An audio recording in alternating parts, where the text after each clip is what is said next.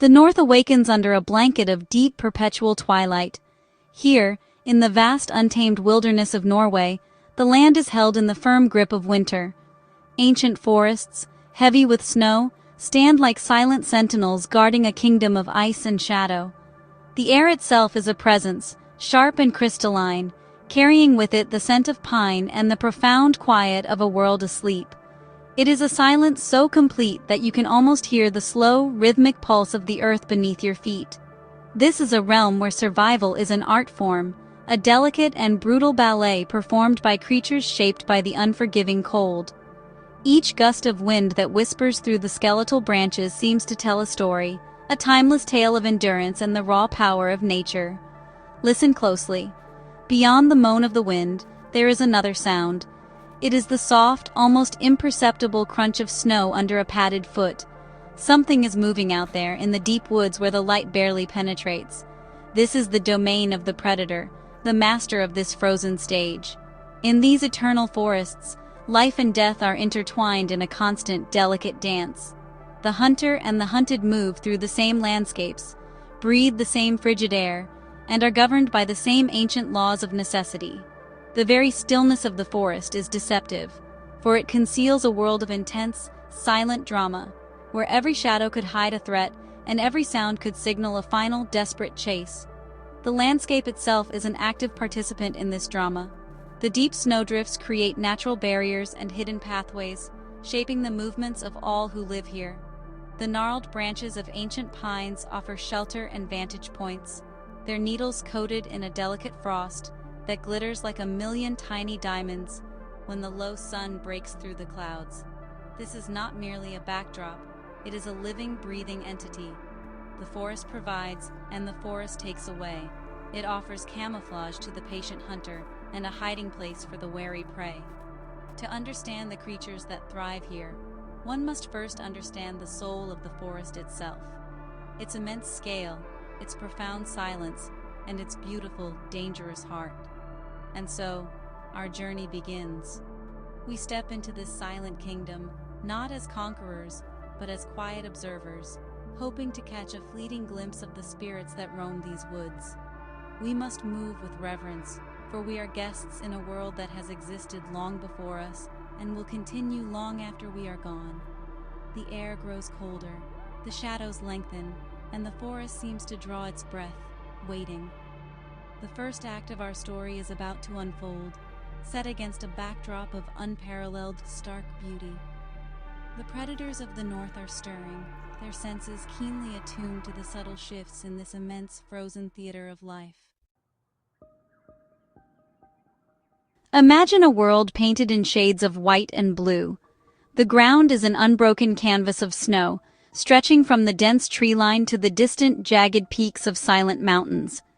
The sky above is a pale, luminous gray, a vast dome that seems to absorb all sound, contributing to the profound quiet of the land. Each tree is a sculpture, its branches sagging under the weight of accumulated snow, creating fantastical shapes that loom in the dim light. The wind, when it moves, is the only artist here, sculpting the snow into soft, undulating dunes and carving sharp edges into the drifts. It is a landscape of immense scale and purity, a place that feels both serene and profoundly lonely, untouched by the clamor of the modern world. This endless expanse of white is more than just a beautiful vista. It is a challenging environment that dictates the rhythm of life. The deep snow can be a formidable obstacle, making movement slow and exhausting for those not adapted to it. It muffles sound, creating a world where sight and smell become paramount for survival. The cold is a constant, gnawing presence, a physical force that seeps into every living thing, demanding continuous energy just to stay warm. Yet, for those who call this place home, the snow is also an ally. It preserves tracks, telling stories of who has passed by, where they were going, and what they were doing. It becomes a record of the forest's secret life. The sensory experience here is overwhelming in its subtlety. The air is so cold it feels sharp in the lungs, and every breath you exhale turns into a cloud of white vapor that hangs in the still air before vanishing. The crunch of your own footsteps is a loud intrusion in the otherwise silent world. You can feel the fine, powdery snow against your skin, a cold kiss that reminds you of winter's power. Far away, a sound breaks the stillness, the distant crack of a tree branch, unable to bear its load of ice any longer. It is a stark reminder that even in its quietest moments, this landscape is in a constant state of flux, shaped by the relentless forces of nature. This is the stage upon which the great dramas of the North are played out. It is a world of stark contrasts. The brilliant white of the snow against the dark green of the pines, the deep silence broken by a sudden piercing call, the gentle beauty of a snowflake, and the brutal reality of the hunt. To survive here requires more than just strength. It requires a deep, instinctual understanding of this environment. The predators who roam these lands are not intruders. They are an integral part of this world, their very existence a testament to the power of adaptation and the enduring spirit of life in the face of overwhelming odds. From the deep shadows of the ancient forest, a figure emerges. It moves with a fluid grace that belies its power, its paws making barely a whisper on the surface of the snow. This is the wolf, the gray ghost of the northern wilderness. Its coat, a thick tapestry of gray, black, and white, provides the perfect camouflage against the mottled backdrop of trees and snow. Its eyes, the color of pale amber, are alight with a keen intelligence, missing nothing. They scan the landscape with an intensity that speaks of a mind constantly assessing, calculating, and planning. The wolf is not just a hunter, it is a strategist, a social animal bound by complex ties to its pack. The pack moves as one, a single entity flowing through the vast, frozen landscape. They follow their leader, the alpha, in a disciplined, single-file line, often stepping in the same tracks to conserve energy in the deep snow. The communication between them is subtle and constant. A slight flick of an ear, a low growl barely audible to the human ear, a shift in posture. These are the unspoken words that bind them together, coordinating their movements as they patrol their immense territory. Their journey is relentless, driven by the gnawing hunger that is a constant companion in these lean winter months. They are searching for a sign, a scent on the wind, anything that might lead them to their next meal. The air is filled with their presence long before they are seen. A faint, musky scent hangs in the frigid atmosphere, a territorial marker left for others to read. And then, there is the sound. It begins as a low, mournful note, rising in pitch and volume until it fills the entire valley. The howl of the wolf is the very soul of the wilderness made audible. It is a call that speaks of unity, of territory, of loneliness, and of the wild, untamable spirit of the north. Other members of the pack join in, their voices weaving together in a complex, haunting harmony that echoes off the distant mountains and sends a shiver down the spine of any creature that hears it. This is not the villain of old fairy tales, but a highly intelligent and vital part of this ecosystem. The wolf pack operates with a level of cooperation that is truly remarkable. They are a family, raising their young together, teaching them the ancient ways of the hunt, and protecting one another from harm.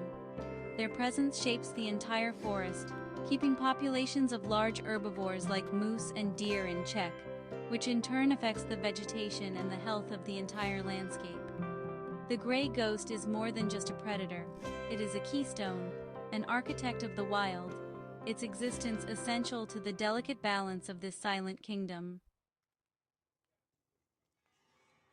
The hunt begins not with a roar, but with a whisper. The wolf pack has found a scent, the trail of a large moose that has wandered through this part of the forest. The mood of the pack shifts instantly. The casual, loping gait is replaced by a low, focused crouch. Every muscle is tensed, every sense is on high alert. The alpha leads the way, its nose to the ground, deciphering the story left in the snow. The tracks are fresh. The great animal is close. The pack fans out, melting into the shadows of the surrounding pines, their movements synchronized and silent. This is a deadly dance, choreographed by instinct and perfected through countless generations of survival in these harsh lands. The moose, a magnificent giant of the forest, is unaware of the closing net. It stands shoulder-deep in snow, using its powerful muzzle to browse on the tender bark of a willow sapling. It is a formidable creature, its sheer size and powerful antlers a potent defense against any attacker. But the wolves have an advantage: their numbers, their strategy, and their relentless stamina. They do not rush in blindly. Instead, they begin a war of nerves. A single wolf appears briefly at the edge of the clearing, a fleeting gray shape, before disappearing back into the trees. Then another appears on the opposite side. They are testing the moose, assessing its strength, its age, and its temperament. The tension is palpable. The forest holds its breath. The only sounds are the soft crunch of paws on snow, and the heavy breathing of the moose, its warm breath creating clouds of steam in the cold air. The wolves continue their patient encirclement, communicating with subtle glances and shifts in body weight. They are waiting for the perfect moment, for a sign of weakness or a lapse in concentration. The moose, now fully alert, turns in slow circles, its large ears swiveling to catch the slightest sound. It knows it is being hunted. The psychological pressure mounts, a silent battle of wits being fought between the pack and their intended prey. Finally, the alpha gives the signal. The attack is swift and coordinated. The pack bursts from the cover of the trees, a wave of gray and white against the snow. Their target is not to bring the giant down immediately, but to wear it down, to force it to run through the deep, energy-sapping snow. The chase is on, a dramatic and brutal spectacle that is the essence of life and death in the wild. It is a dance as old as the forest itself, a necessary and natural part of this ecosystem. Here, in the heart of the Norwegian winter, the ancient contract between predator and prey is being fulfilled once more, under the watchful eyes of the silent trees. There is another hunter in these woods, one who walks a more solitary path. It is a creature of such secrecy and stealth that it has become a living legend, a whisper in the trees. This is the lynx, the phantom of the forest.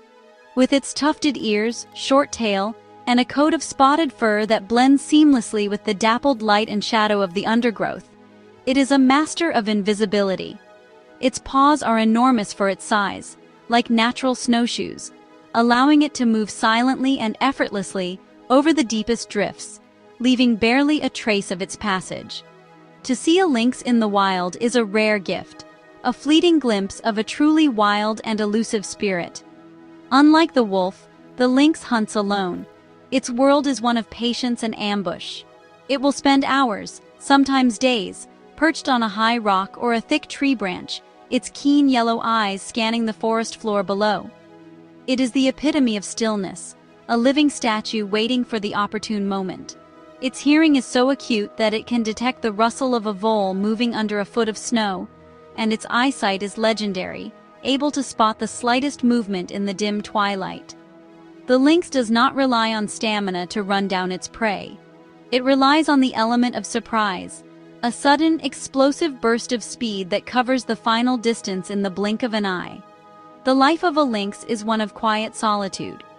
It patrols a vast territory, marking its boundaries with scent to warn off rivals.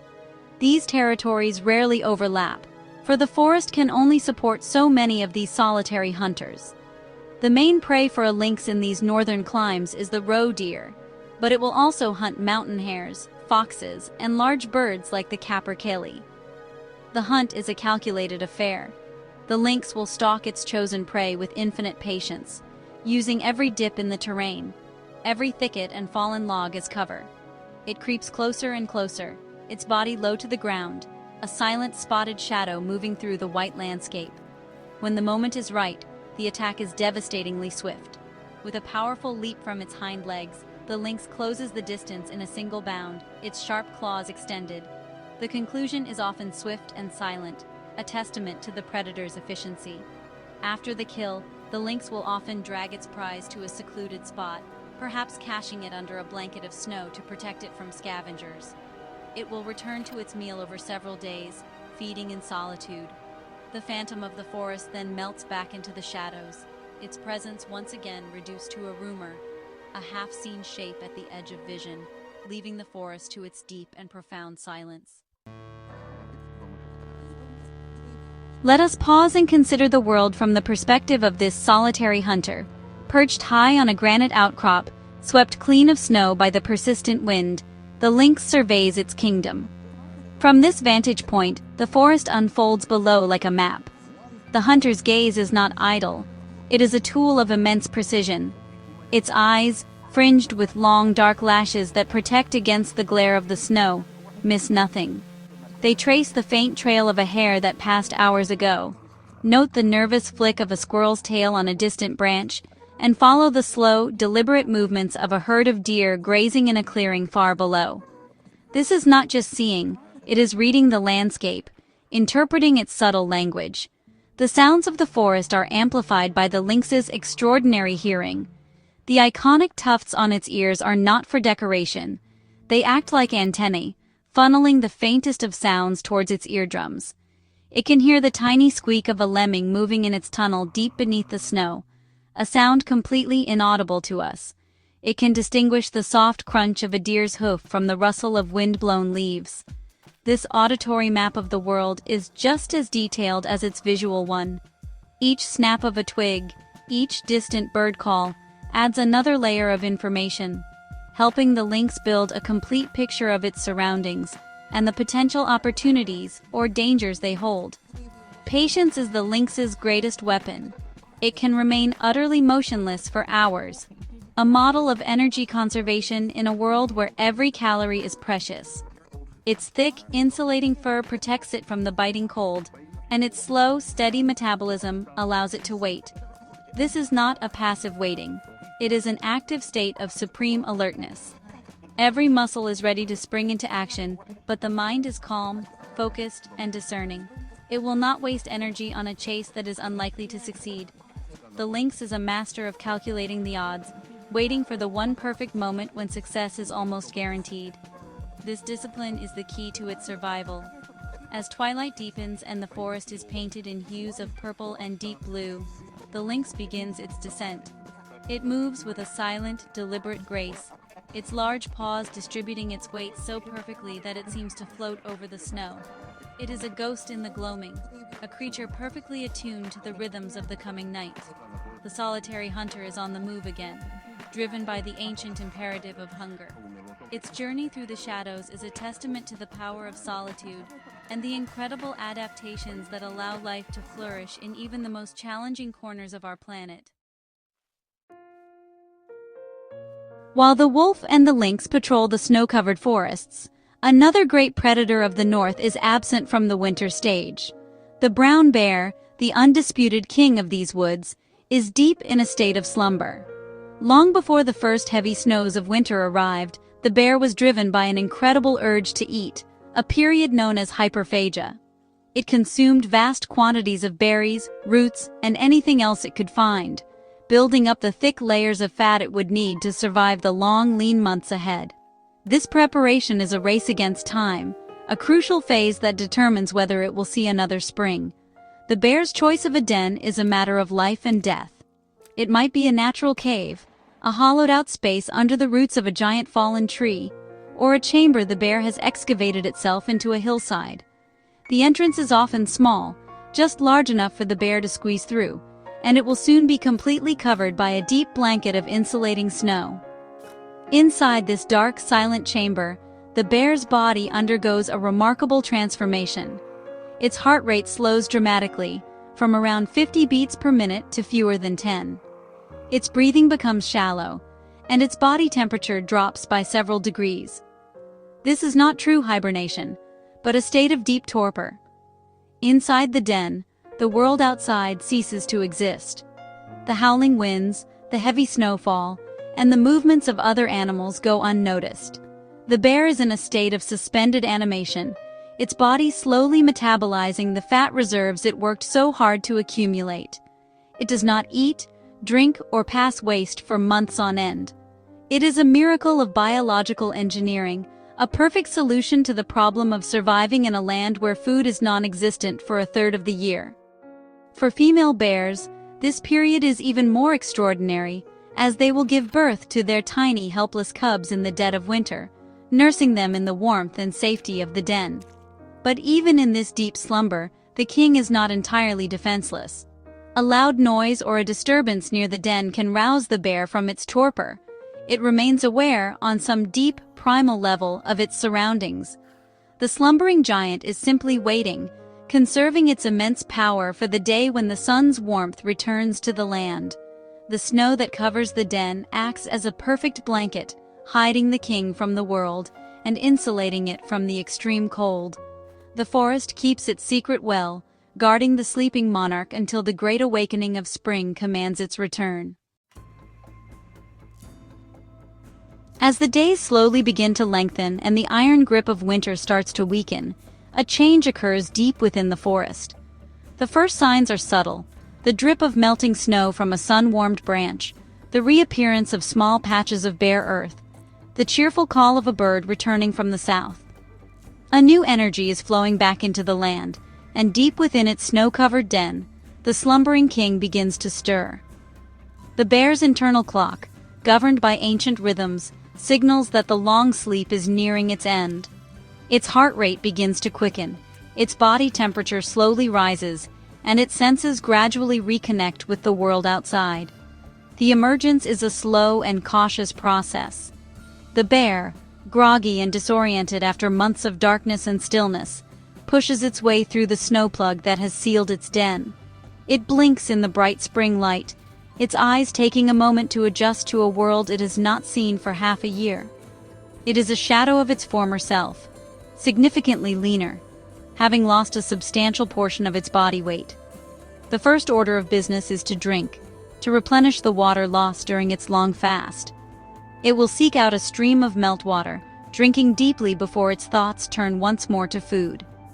The hunger is immense, a driving force that will dominate its existence for the coming weeks. If the bear is a mother, she does not emerge alone. Following closely behind her are 2 or 3 tiny cubs, born during the depths of winter. They are seeing the outside world for the very first time, their small dark eyes wide with a mixture of curiosity and apprehension. For them, the forest is a vast and bewildering playground. They will stay close to their mother, who is fiercely protective, ready to defend her offspring against any perceived threat.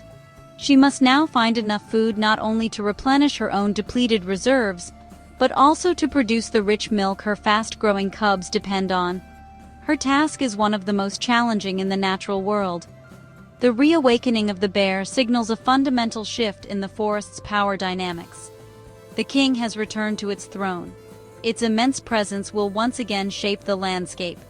The wolves will give it a wide berth, and the lynx will be even more secretive in its movements. The bear's search for food will take it across vast distances, from low-lying valleys where the first green shoots are appearing, to high mountain slopes where it might scavenge for carcasses of animals that did not survive the winter. The great cycle of the seasons has turned, and with the return of the bear, the northern wilderness feels complete once more, its full complement of predators roaming the land. As the Arctic sun climbs higher, casting long golden rays across the thawing landscape, our journey through this wild kingdom draws to a close.